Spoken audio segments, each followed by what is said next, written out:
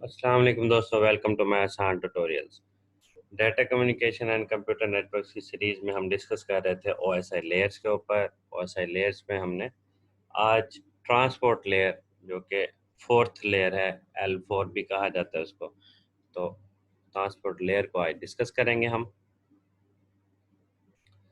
दोस्तों, last time हमने discuss किया था सेशन लेयर के हवाले से। सेशन लेयर जो है वो सेशन एस्टेब्लिश करने में हमें हेल्प कर रही होती है, और उसके अलावा हमने उसमें मोड ऑफ कम्युनिकेशन भी डिस्कस किया था। सिंपलेक्स, हाफ डुप्लेक्स और फुल डुप्लेक्स हमने डिस्कस किया। Now we have to discuss transport layer. दोस्तों, एक चीज़ ध्यान में रखिएगा, सिर्फ ओएसआई लेयर मॉडल जो है, रेफरेंस मॉडल, इसको समझ लेने से नेटवर्क्स की जो है जस्ट आइडिया समझ आ सकता है, लेकिन कंप्लीट जो है इसकी कह लें कि कॉन्सेप्ट क्लियर करने के लिए हमें टीसीपी आईपी जो मॉडल है उस पर भी डिस्कशन करनी होगी। जब तक ये टीसीपी आईपी मॉडल की डिटेल नहीं पढ़ेंगे और उसके प्रोटोकॉल्स पे मज़ीद जो है डिस्कशन नहीं होगी, तब तक कंप्यूटर नेटवर्क्स कंप्लीट तरीके से हमें जो है समझ नहीं आएगा। ट्रांसपोर्ट लेयर क्या करती है जी? Transport layer provides flow control as data moves from sending to receiving node. Transport layer simply क्या होता है कि जब भी कोई चीज़, फ्लो को मैं ऐसे कह देता हूँ जैसे हम कोई भी पानी का बहाव कह लें कि जब एक जगह से दूसरी जगह पानी जा रहा होता है, तो उस फ्लो के लेवल को, कोई अगर हमारे पास पाइप है तो पाइप के अंदर फ्लो जो पानी का लेवल चेक करना होगा जी, लेवल सेम जा रहा है या लेवल कम ज़्यादा हो गया है। अगर ज़्यादा हो गया लेवल पाइप के अंदर, तो इसका मतलब है रास्ते में कोई रुकावट है या रिसीवर साइड से, या अगर कम हो गया तो इसका मतलब है कि सेंडर साइड से पानी का फ्लो कम हो गया है, वॉल बंद हो गया है। तो इसी सेम छोटी सी जो ये एग्जांपल मैंने दी है, इसी एग्जांपल की तरह जो हमारा ट्रांसपोर्ट लेयर का कॉन्सेप्ट है कि वो भी डाटा के फ्लो को कंट्रोल करता है। कैसे फ्लो को कंट्रोल करता है? जो डाटा आ रहा होता है उसमें सेगमेंट्स बन रहे होते हैं, सेगमेंट्स में, और डाटा की जो है सेंडिंग और रिसीविंग एंड से उन सेगमेंट्स की चेकिंग और सेगमेंट्स के लिहाज से डाटा के जाना आना, उस चीज़ को कंट्रोल किया जाता है। अब ये कैसे फ्लो कंट्रोल होता है, फर्दर इसको थोड़ा सा सेगमेंटेशन और बाकी डिटेल्स में और डायग्राम के थ्रू आपको एक्सप्लेन करता हूँ, ताकि आपको मज़ीद समझ आ जाए। तो any transport layer provides flow control as data moves from sending to receiving node. When data reaches the transport layer, it is segmented into small data segments. Session layer से जब डाटा हमारे पास ट्रांसपोर्ट लेयर पे आता है, start में क्या होता है, हमारी एप्लीकेशन लेयर पे सॉफ्टवेयर फॉर्मेट में, ब्राउज़र के फॉर्मेट में हमें जो है डाटा, मतलब उससे हम इंटरेक्ट करते हैं। उसके बाद वो प्रेजेंटेशन लेयर पे जाता है, देन सेशन लेयर पे आता है, और सेशन लेयर के बाद उस लार्ज डाटा को छोटे छोटे पीसीज में, छोटे छोटे पार्ट्स में डिवाइड कर लिया जाता है। वो जो छोटे छोटे पार्ट्स होते हैं वो बेसिकली क्या होता है, सेगमेंट्स बन जाते हैं। तो ट्रांसपोर्ट लेयर क्या करती है, हमारे पास सेगमेंटेशन करती है डाटा की छोटे छोटे सेगमेंट्स के फॉर्मेट में। कैसे होते हैं वो आगे डायग्राम में मैं एक्सप्लेन करता हूँ। It provides end to end error free data transport service. अब होता यह है, ट्रांसपोर्ट लेयर ने सेंडिंग से लेकर रिसीविंग साइड तक टोटल उसने एरर्स को चेक करके डाटा को ट्रांसपोर्ट करना होता है, ट्रांसपोर्ट सर्विसेज प्रोवाइड करनी होती है। It establish a logical connection, data segmentation into maximum transmission unit size. अब यहाँ पे जो डिस्कशन हो रही है बेसिकली सेगमेंटेशन की, उसकी थोड़ी सी डिटेल में आपको ऐसे समझाऊं कि सपोज हमारे पास कोई इंटरनेट का कनेक्शन लगा हुआ है। इंटरनेट का कनेक्शन 4 Mbps हमने सपोज लगवा लिया, कोई DSL का या PTCL का या कोई भी इंटरनेट सर्विस प्रोवाइडर के ज़रिए से हमने कनेक्शन लगवाया, और वो कनेक्शन है जी 4 Mbps। अब हमने जब फाइल सेंड करनी है, कोई सी भी एक फ़ाइल है, कोई वीडियो फ़ाइल या ऑडियो फ़ाइल या फिर कोई और फ़ाइल है, वो मेरी फ़ाइल जो है, वो है जी 10 या 20 एमबी और कनेक्शन हमारा है सिर्फ 4 एमबी का। तो क्या 4 एमबी वाली जो केबल होगी, 4 एमबी की जो बैंडविड्थ होगी, उसके ऊपर हमारा डाटा जो है मोर देन 4 एमबी क्या जा सकता है? डायरेक्ट पूरा पूरा डाटा तो नहीं जा सकता।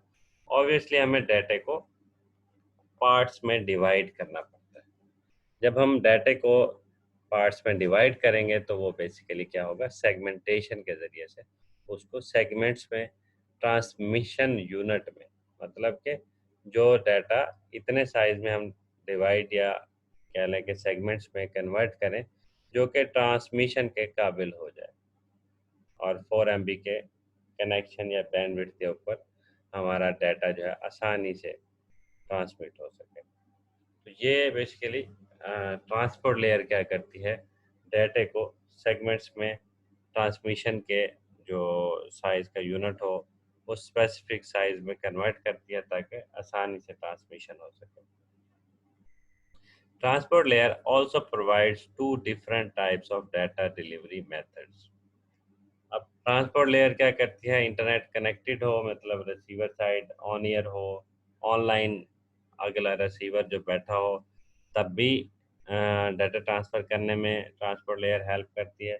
अगर हमारा रिसीवर साइड ऑफलाइन हो जाए और हमने फ़ाइल सेंड करनी हो या सेंड कर दी हो, तो ट्रांसपोर्ट लेयर फिर भी हमारी फ़ाइल को रिसीवर साइड तक पहुंचाने में हमारी हेल्प करता है। कैसे? उसके पास 2 मेथड्स हैं। These two methods are TCP and UDP style. Connection oriented and connection less. अब इन दोनों मेथड्स में जो प्रोटोकॉल्स यूज़ होते हैं वो ये हैं। These two methods use protocols called TCP Transmission Control Protocol and UDP User Datagram Protocol. तो 2 किस्म के हमारे पास मेथड हैं डिलीवरी मेथड्स। एक को कहते हैं कनेक्शन ओरिएंटेड और दूसरा होता है कनेक्शन लेस। जो कनेक्शन ओरिएंटेड मेथड है डिलीवरी का, उसके अंदर टीसीपी प्रोटोकॉल हमें हेल्प कर रहा होता है, डायरेक्ट ट्रांसमिशन हो रही होती है, ऑनलाइन ट्रांसमिशन होती है, लाइव ट्रांसमिशन हो रही होती है। जबकि यूडीपी जो है वो यूज़र डाटाग्राम प्रोटोकॉल है, वो क्या होता है कि कनेक्शन लेस सर्विस भी प्रोवाइड कर रहा होता है कि जैसे हम ईमेल किसी को सेंड करते हैं तो ईमेल जो है वो हमारी सेंड हो जाती है हर हाल में, चाहे कोई रिसीवर उसी वक्त ईमेल खोले, चाहे काफ़ी दिनों बाद ईमेल को देखें। नेक्स्ट इसकी फर्दर जो है ट्रांसपोर्ट लेयर के की पॉइंट्स पे डिस्कस कर लेते हैं। दोस्तों जो ट्रांसपोर्ट लेयर है ये निस्बतन बाकी जो लेयर्स की निस्बत ज़्यादा रिस्पॉन्सिबल और ज़्यादा इसके फंक्शनैलिटीज़ को समझने की ज़रूरत है। जिसको ट्रांसपोर्ट लेयर की अच्छे तरीके से समझ नहीं होगी वो ओएसआई लेयर मॉडल या फिर कंप्यूटर नेटवर्क्स की जो नेटवर्किंग का कॉन्सेप्ट है उसको अच्छे तरीके से नहीं समझ सकता। ट्रांसपोर्ट लेयर फर्दर इसके की पॉइंट्स में जो है डिस्कस कर लेते हैं कि कैसे ट्रांसपोर्ट लेयर हमें हेल्प कर रही होती है कम्युनिकेशन में। Protocols in transport layer accept data from the session layer and manage end to end delivery. तो इसके जैसे पहले बताया था उसी को समराइज पॉइंट्स में हमने अब डिस्कस करना है कि ट्रांसपोर्ट लेयर क्या करती है, सेशन लेयर से डाटा लेती है और उसको मैनेज करते हुए end to end delivery sending से रिसीवर साइड तक जो है वो पहुंचाना ट्रांसपोर्ट लेयर का काम है। It ensures that the data is transferred from point A to point B reliably in the correct sequence and without error. तो ये इसकी जिम्मेदारी होती है कि डाटा जो है सेंडर से रिसीवर तक अच्छे तरीके से पहुंचा है, उसमें कोई एरर नहीं है और सीक्वेंस में डिस्टर्बेंस भी नहीं है। ये मैं आपको ऐसे कहूँ जैसे हम कोई इंटरनेट से कोई मूवी डाउनलोड करते हैं, तो इंटरनेट का जो सर्वर होता है, मूवी वाला सर्वर होता है, वो एक किस्म का हमारे लिए सेंडर बन जाता है और हमारा आईडीएम सॉफ्टवेयर या हमारा कंप्यूटर जो होता है वो रिसीवर जो है एंड बन जाता है। जब हम मूवी डाउनलोड कर रहे होते हैं तो मूवी जो है छोटे-छोटे सेगमेंट्स बन के डाउनलोडिंग में हमें नज़र आ रही होती है। अगर आपने आईडीएम की डिटेल को ओपन करके देखा हो, फाइल जब डाउनलोड हो रही होती है, तो उस फाइल के बैकएंड पे 8 या 16 पार्ट्स हमें नज़र आते होते हैं। 8 या 16 पार्ट्स जो हमें नज़र आ रहे होते हैं, वो एक किस्म का कंसीडर कर सकते हैं कि वो सेगमेंट्स होते हैं। अलग-अलग सेगमेंट्स में हमारे डाटा डाउनलोड हो रहे होते हैं। उस डाटा के डाउनलोड होने के बाद आखिरी, अगर आपको याद हो, आखिरी जो 99 के बाद 100% पे फाइल पहुंचती है डाउनलोडिंग की, तो उसके बाद एकदम से सिस्टम पूरा हैंग होने की शक्ल में कह लें कि हैंग हो जाता है। और क्या होता है कि माइक्रो प्रोसेसर की कंप्लीट जो प्रायोरिटी है उस फाइल को दोबारा से जो पार्ट्स को ज्वाइन करके एक सिंगल फाइल बनाने में टाइम लगता है। अच्छा, अब यहाँ पे बताने वाली बात यह है कि वो जो सेगमेंट्स में डाटा आ रहा होता है, सपोज़ कि आपका मूवी का जो स्टार्टिंग वाले पहले 5 मिनट के सीन हैं, वो सीन आपके एंड में मूवी ख़त्म होने के बाद कनेक्ट हो जाएँ या जॉइन हो जाएँ फ़ाइल के अंदर, इस तरीके से जोड़ दिए जाएँ कि स्टार्टिंग वाले सीन एंड पे चले जाएँ और एंडिंग वाले सीन जो हैं वो स्टार्ट में आ जाएँ। तो क्या हम इस तरह की मूवी या इस तरह की फ़ाइल को जो है देख पाएँगे या समझ पाएँगे? तो बेसिकली क्या होता है, करेक्ट सीक्वेंस भी जो है ट्रांसपोर्ट लेयर के ज़िम्मे होता है कि जो डाटा जो फ़ाइल रिसीव हुई है, उसको सीक्वेंस के अंदर रिसीव किया जाए और सीक्वेंस के अंदर ही डाटा फ़ाइल को सेंड किया जाए विदाउट एनी एरर, ताकि फ़ाइल रिलायबल हो।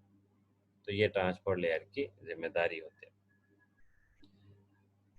Breaking large data units received from session layer into multiple smaller units called segments, ये हमारा ट्रांसपोर्ट लेयर के जिम्मे होता है।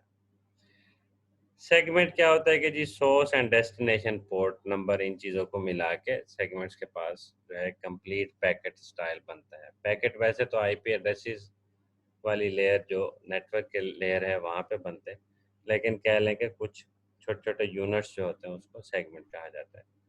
उसके पास उस यूनिट के अंदर सोर्स नंबर और डेस्टिनेशन पोर्ट नंबर अवेलेबल होता है। अब प्रोटोकॉल कौन-कौन से हैं टीसीपी आईपी मॉडल के अकॉर्डिंग प्रोटोकॉल्स को डिस्कस किया जाए तो TCP protocol and UDP protocol, ये दो प्रोटोकॉल जो है मेन, ये ट्रांसपोर्ट लेयर पे अवेलेबल होते हैं, जो कि हमारी communication end to end communication service को रिलायबल बनाने में हेल्प कर रहे होते हैं।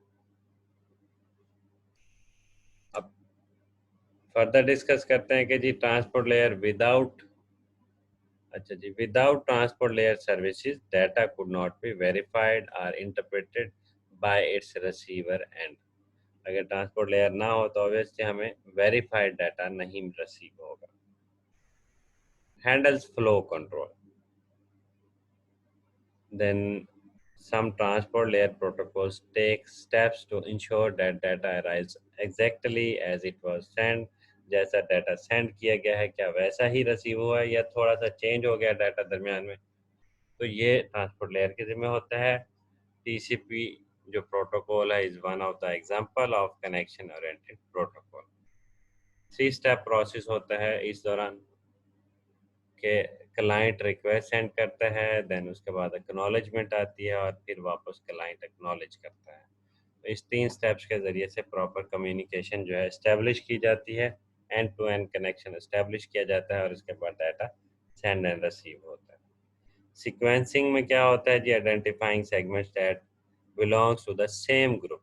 जैसे मैंने पहले बताया था कि स्टार्टिंग वाले सीन मूवी के जो हैं वो स्टार्टिंग वाले ग्रुप में होंगे, जो एंडिंग वाले सीन है मूवी के वो एंडिंग वाले ग्रुप में होंगे।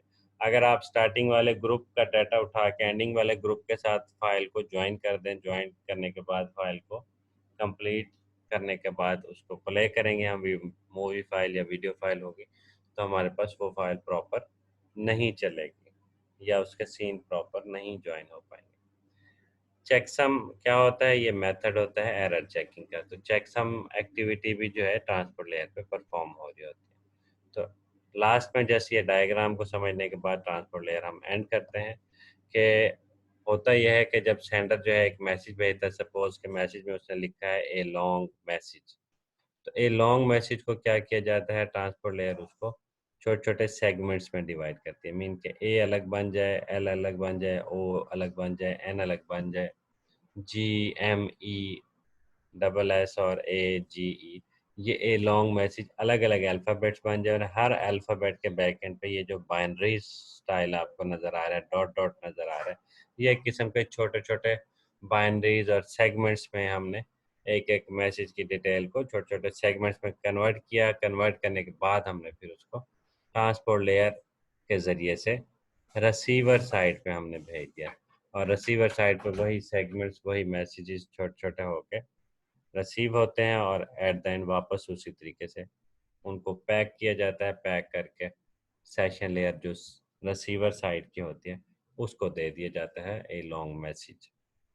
अगेन सुन लें, ये जो ए लॉन्ग मैसेज यहाँ से आया, वो सेगमेंट्स में कन्वर्ट हुआ नेटवर्क लेयर से, वो वापस रिसीवर साइड पे पहुँचा और रिसीवर साइड पे वो सेगमेंट्स को दोबारा से जोड़ के एक मैसेज कंप्लीट बना के हमारे सेशन लेयर को दे दिया जाता है और session layer further onward application layer तक डाटा मूव करते-करते कंप्यूटर की स्क्रीन पे वो मैसेज, वो आपका डाटा डिस्प्ले पे आ जाता है। तो दोस्तों ये बेसिकली तरीकाकार था नेटवर्क ट्रांसपोर्ट लेयर को समझने का और इसके बाद नेक्स्ट जो हमारी डिस्कशन है वो नेटवर्क लेयर के ऊपर है। तो नेक्स्ट लेक्चर के लिए जो है चैनल को सब्सक्राइब रखें और बेल आइकन को क्लिक रखें ताकि आपको नेक्स्ट लेक्चर भी मिल सके। और दोस्तों आपके हर लेक्चर के नीचे जो है एक प्लेलिस्ट का जो नेटवर्क एंड डाटा कम्युनिकेशन की प्लेलिस्ट का लिंक भी अवेलेबल है। अगर आपको प्लेलिस्ट डायरेक्ट या चैनल को डायरेक्ट सर्च करना नहीं आता तो प्लेलिस्ट को सिंपली क्लिक करें और उससे आप नेटवर्क एंड कम्युनिकेशन से रिलेटेड हर लेक्चर को देख सकते हैं। तो देखते रहें आसान ट्यूटोरियल। Thank you. अल्लाह हाफिज़।